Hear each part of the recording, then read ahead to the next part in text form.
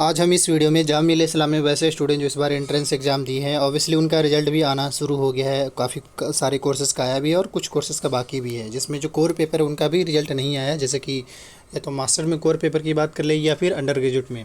लेकिन इस वीडियो में स्पॉट रजिस्ट्रेशन के बारे में आपको डिटेल में बताया जाएगा, क्योंकि बहुत सारे बच्चे ये पूछ रहे कि सर स्पॉट रजिस्ट्रेशन का ऑप्शन कब आएगा, कब मौका मिलेगा।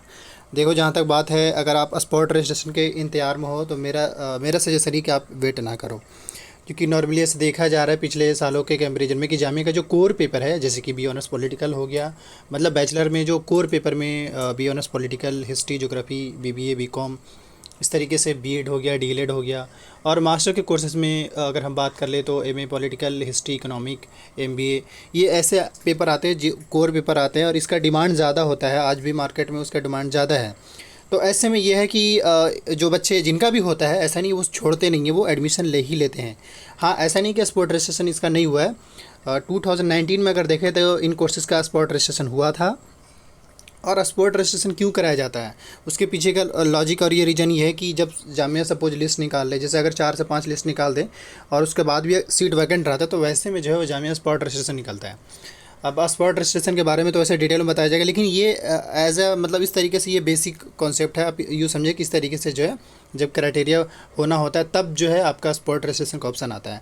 लेकिन यहाँ पे ये आपको बता दें कि सबसे पहले कि स्पॉट रजिस्ट्रेशन में एलिजिबल कौन है। स्पॉट रजिस्ट्रेशन में वही स्टूडेंट्स एलिजिबल है जो जामिया मिल्लिया इस्लामिया में इस एंट्रेंस एग्ज़ाम इस बार दिए हो 2021 में। और अगर सपोज उसका किसी भी कोर्स में नहीं हुआ तो उसके केस में वो एलिजिबल है, पहली चीज़।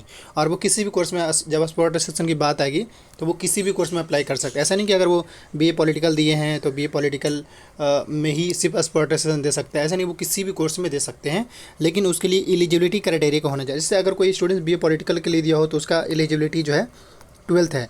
लेकिन सपोज़ करें बीवॉक यानी फूड बीवॉक जो है वो सोलर एनर्जी का अगर आ जाए स्पॉट रजिस्ट्रेशन का, तो ऐसे में वो एलिजिबल। लेकिन अगर मान लीजिए एमए पॉलिटिकल का आ जाए तो वैसे में 12th वाला बच्चा थोड़ी वो तो एलिजिबल नहीं हो पाएगा, क्योंकि उसके लिए जो मास्टर के कोर्सेज के लिए एलिजिबिलिटी क्राइटेरिया जो है वो जो है ग्रेजुएशन है। तो ऐसे में वो मतलब यूँ समझे कि आप स्पोर्ट में एलिजिबल अगर हैं तभी आप अप्लाई कर पाएंगे। अदरवाइज़ अगर आप अप्लाई कर भी दिए तो भी आपका एडमिशन नहीं होगा।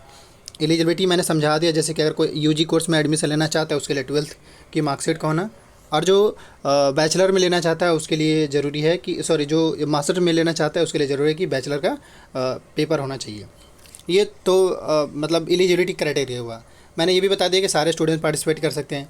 तीसरा ये है कि स्पॉट रजिस्ट्रेशन कब होगा, इसके बारे में देखिए, इस बार बहुत कम चांस है कि आपका स्पॉट रजिस्ट्रेशन हो, क्योंकि डे बाई डे जैसे जैसे जामिया के बारे में आप सुनते जा रहे हैं कि जामिया ने इस फील्ड में अच्छा किया, जामिया ने उस फील्ड में अच्छा किया। तो आज के टाइम में ये हो रहा है कि जिस कोर्स का डिमांड कम भी है उसमें भी बच्चे एडमिशन ले रहे हैं। वो इस वजह से, क्योंकि ऐसा लगता है उनको कि भाई जामिया तो बहुत मतलब जामिया है, यूनिवर्सिटी, सेंट्रल यूनिवर्सिटी है, और इस वजह से वो एडमिशन कहीं ना कहीं ले ही लेते हैं।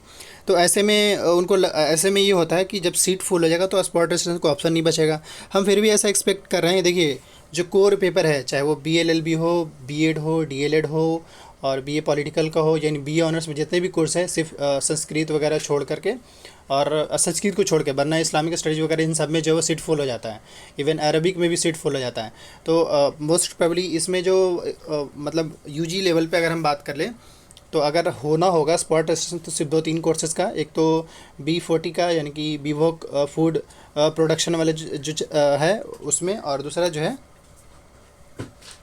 एंड उसके बाद सोलर एनर्जी का, और उसके बाद जो है ऐसे संस्कृत का, क्योंकि संस्कृत में बच्चे कम एडमिशन ले पाते हैं इस वजह से। तो ये 3-4 यूजी कोर्स में और मास्टर के कोर्सेज में भी है जिनका डिमांड थोड़ा कम है वो, और इवन पीजी डिप्लोमा में भी कुछ बच्चे लेते हैं। जहाँ तक डिप्लोमा की बात करें तो इसका कोई स्पॉट रजिस्ट्रेशन होने के चांस नहीं है। बस यूँ मान के चले, क्योंकि आज के टाइम में स्टूडेंट्स के पास अवेयरनेस काफ़ी ऑप्शन हो गया है।